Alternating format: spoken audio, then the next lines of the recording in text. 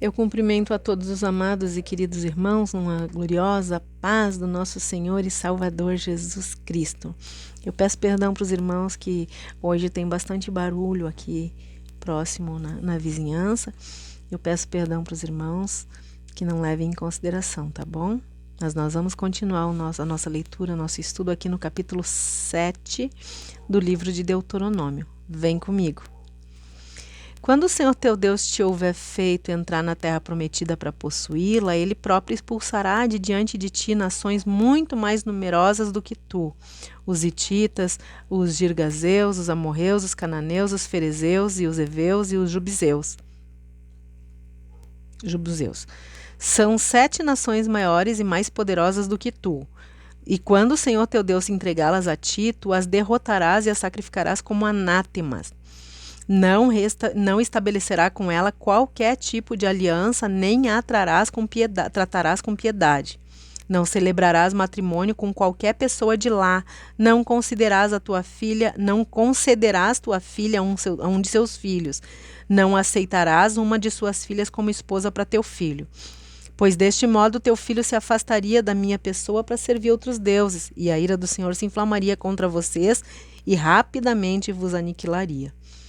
Eis como deveis tratá-los: demolir seus altares, despedaçar suas estelas, colunas sagradas, cortar seus postes sagrados e queimar suas imagens de ídolos. Pois tu és um povo consagrado ao Senhor teu Deus.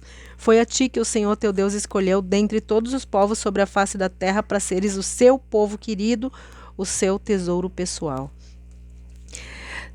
O Senhor não se afeiçoou a vós, nem vos escolheu para serdes mais numeroso do que os outros povos. De fato eram o menor dentre os povos.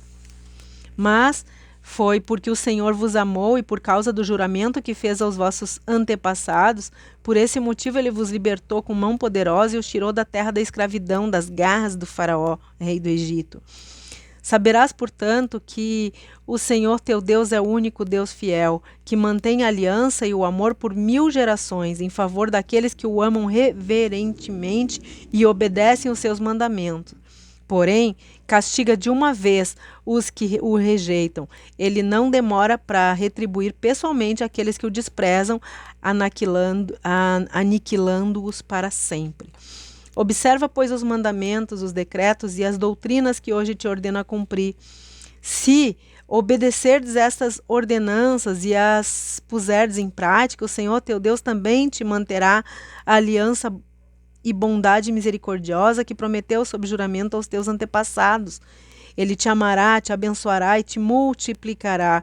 Ele abençoará os teus filhos e os frutos da terra, os cereais, as uvas e os vinhos novos, as azeitonas e o azeite, muitas crias de gado e ovelha, na terra que prometeu aos teus pais que te daria como herança. Sendo assim, será mais abençoado do que todos os povos. Ninguém no teu meio será estéril, seja o homem, a mulher ou teu gado. Afastará de ti toda a doença, todas as graves enfermidades do Egito que bem conheces.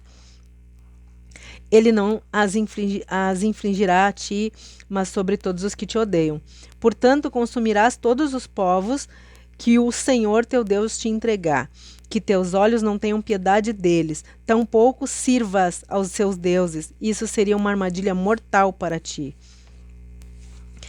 É possível que venhas a ponderar em teu coração: essas nações são mais fortes e mais numerosas do que eu, como poderia conquistá-las? Não deves alimentar medo nenhum. Lembra-te bem de que o Senhor teu Deus fez ao faraó e a todo o Egito. As grandes provas que teus olhos contemplaram, os sinais e prodígios, a boa mão e o braço forte com que o Senhor teu Deus te fez sair livre. O Senhor teu Deus dispensará o mesmo tratamento a todos os povos de que tens receio. Além disso, o Senhor teu Deus enviará vespas contra eles, perecendo até os que estiverem restado e se estiverem escondidos de ti.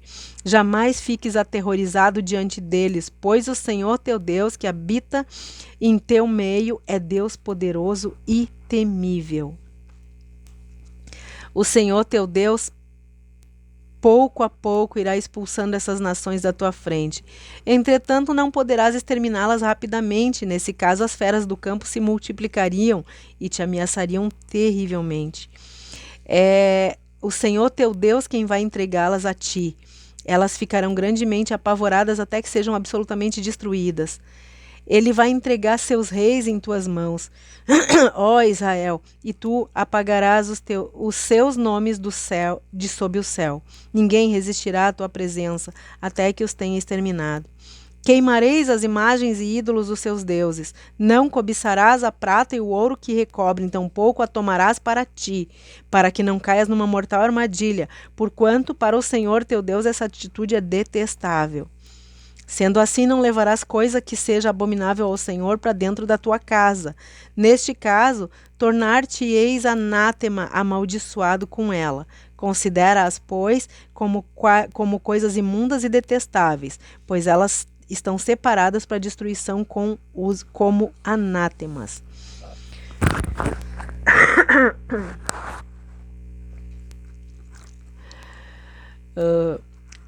Então aqui Moisés continua, né, nos portões, perto dos portões da Terra Prometida, perto da entrada da Terra Prometida, conversando e explicando todas as leis e todos os preceitos que o Senhor Deus deu. Todas as orientações sobre tudo. A responsabilidade e a autoridade entregue aos pais são grandes diante de Deus. E esse capítulo continua falando sobre isso. Pais que têm uma vida religiosa somente na teoria ou na prática de rituais, mas que vivem se rebelando contra Deus,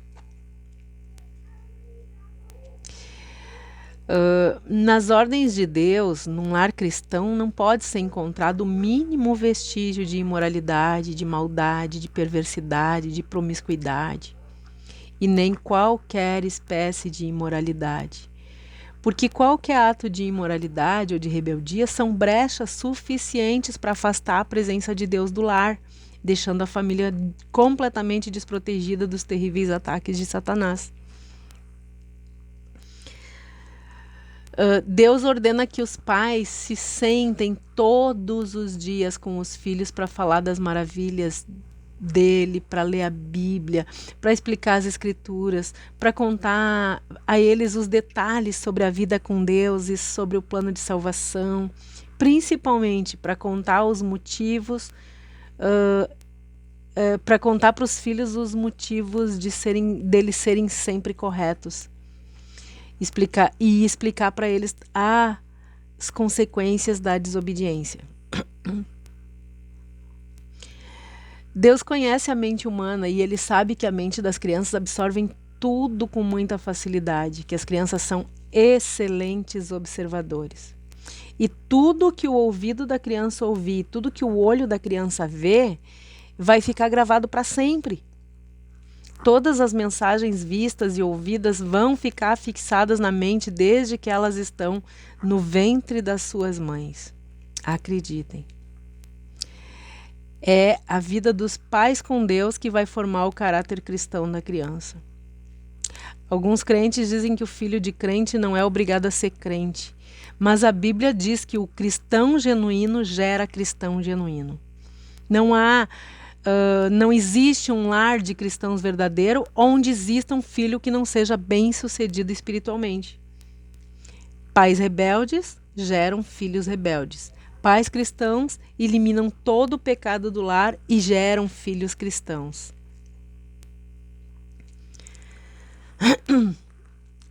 Aqui no versículo 1 até o verso 5, Moisés deixa claro que tudo o que afasta a presença de Deus e tudo que lembra as falsas religiões tem que ser destruído. Nenhum acordo deve ser feito com os ímpios, nenhum filho deve casar com quem não serve inteiramente a Deus. Quando a lei de Deus não é quebrada, Deus capacita o cristão para vencer qualquer tipo de tentação. E os versículos 6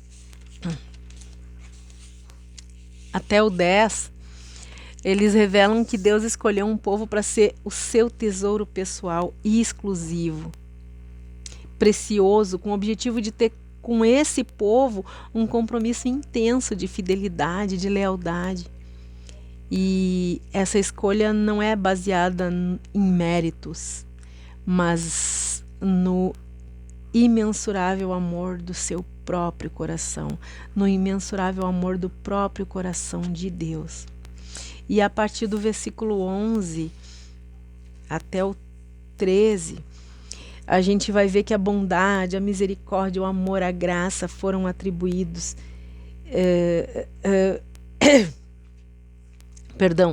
foram atributos que motivaram Deus a se separar, melhor dizendo, um povo para si. Prestem atenção nisso, queridos. A bondade, a misericórdia, o amor, a graça. Tudo isso foram os atributos que motivaram Deus a separar um povo só para si. Mas o propósito de Deus para esse povo é a obediência que gera a santidade. E quando o povo escolhido vive em obediência, ele vai experimentar o amor e as bênçãos do Senhor. Além disso, Deus tem prazer em aumentar a descendência dos servos obedientes a Deus. Dos versículos 14 até o 16, até o 26, até o final, Deus concede o seu poder, Ele dá a vitória para os que se dispõem a viver os seus planos nessa terra. Olhando para a história, né, a gente vê claramente isso. O prazer de Deus em dar vitória para quem se dispõe a participar dos seus planos, né? Isso envolve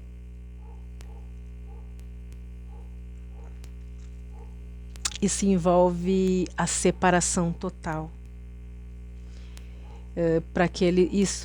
Deus tem esse prazer de abençoar, de dar vitória para aqueles que realmente se dispõem a viver os seus planos, odiando e vivendo longe de toda e qualquer espécie de corrupção religiosa, nunca sendo fisgado pela cobiça nem pela ganância. Uma família que tem a Bíblia como seu manual de instruções foge completamente da corrupção da sociedade e ela escapa da destruição que é provocada pelo pecado. O objetivo desses capítulos é mostrar que Deus instituiu a família com objetivos muito sólidos. A lei de Deus visa a construção de famílias bem estruturadas para que essas pessoas possam ser abençoadas por Ele e para que elas possam construir sociedades bem estruturadas, né? E que também possam ser abençoadas por Ele. Deus abençoa e dá vitória aos pais que travam guerra contra o pecado nos seus lares. E Ele responsabiliza e Ele amaldiçoa os pais que não zelam pela santidade e que destroem a sociedade com a rebeldia dos seus filhos. O lar do cristão é propriedade de Deus e a santidade é a segurança e o maior prazer do cristão. Que Deus nos abençoe e nos guarde, que Ele tenha misericórdia de todos nós, que Ele perdoe os nossos pecados e que Ele faça resplandecer o seu rosto sobre todos nós. Um forte abraço e até o próximo capítulo, em nome de Jesus. Amém.